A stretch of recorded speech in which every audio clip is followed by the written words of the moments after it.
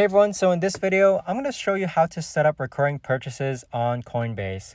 So this is going to be particularly useful for individuals who want to go ahead and buy Bitcoin weekly or maybe buy Bitcoin monthly without actually having to think about it. This right here is known as dollar cost averaging. So if you're interested in this, be sure to stick around. There's not a lot of steps in this video. It's going to be short, sweet, and to the point.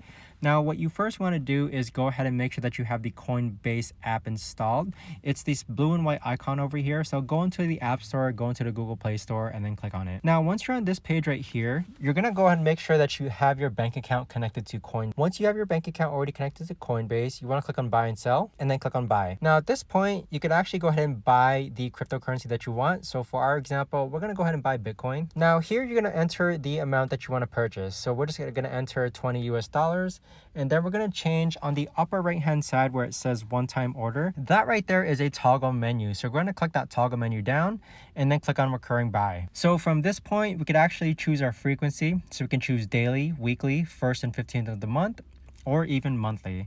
So for our example, we're going to click on weekly. So from this page, you'll see that $20 equates to 0.00231 Bitcoin. Next, we're just going to click on review order. And so as you can see, we're buying $20 of Bitcoin at a price of $80,000, which recurs every week, and it's going to be available to trade instantly.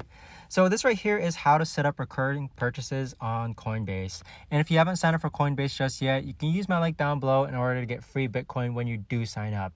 But if you know of a better or easier way to actually do this, let me know in the comments down below. Thanks so much for watching, everyone, and I'll see you guys all in the next video.